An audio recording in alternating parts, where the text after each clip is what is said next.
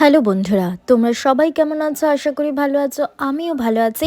আমি শাইনিজ ব্লগে তোমাদেরকে স্বাগত জানাই। আবার চলে আসলাম একটা নতুন ভিডিও নিয়ে।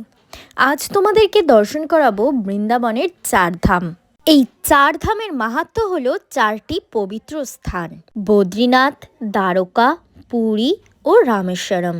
পরিভ্রমণের মাধ্যমে পাপমোচন ও মোক্ষ লাভ, যা আদি শঙ্কর কর্তৃক প্রতিষ্ঠিত, এবং প্রতিটি ধাম ভারতের ৪টি দিক ও বিভিন্ন যুগ, যেমন সত্য, ত্রেতা, দ্বাপর, কলি প্রতিনিধিত্ব করে, যা আধ্যাত্মিক শুদ্ধি ও আত্মশক্তির উৎস হিসাবে গণ্য হয়।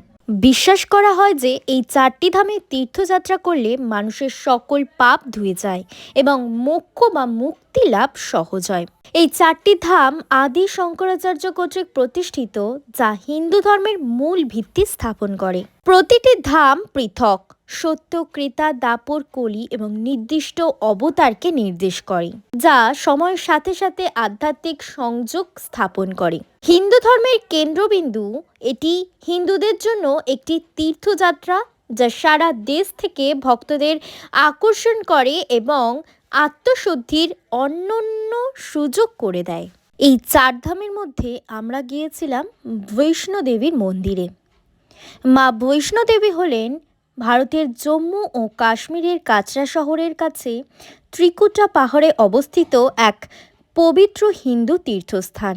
এই বৈষ্ণব দেবী কিন্তু একটি গুহার মধ্যে স্থাপন করা হয়েছে। কিন্তু কেন সেই গুহার মধ্যে স্থাপন করা হয়েছে সেটা কি জানেন আপনারা? তাহলে শুনুন। এক বালিকা মানে বৈষ্ণবী দেবী ভগবান রামের ভক্ত ছিলেন এবং তপস্যায় মগ্ন থাকতেন। বৈষ্ণবীকে পাওয়ার জন্য ভৈরনাথ নামক এক তান্ত্রিক সাধক তার পিছু নেয়।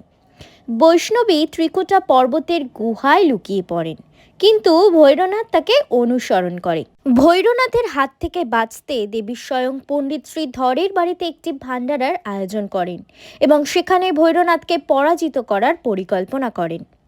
ভৈরনাথের তাড়া খেয়ে দেবী প্রায় ৯ মাস একটি গুহায় লুকিয়েছিলেন, যেখানে তিনি মানব গর্ভের মতো অবস্থান করেছিলেন। অবশেষে দেবী তার ত্রিশূল দিয়ে ভৈরনাথের মাথা কেটে ফেললেন এবং তার ভস্ম থেকে একটি বিশাল পাথর তৈরি হয়। ভৈরনাথের অনুশোচনার পর দেবী তাকে বরদান দেন যে তার নামে এই স্থানে ভৈরবের পুজো হবে এবং তাকে অতিক্রম করেই ভক্তরা মূল গুহায় পৌঁছাবে। সেই থেকে এটি ত্রিকুট পর্বতে অবস্থিত একটি পবিত্র স্থান। আজকের মতো ভিডিওটা একটুখানি ভালো লাগলে অবশ্যই লাইক, কমেন্ট এবং সাবস্ক্রাইব করে দিও।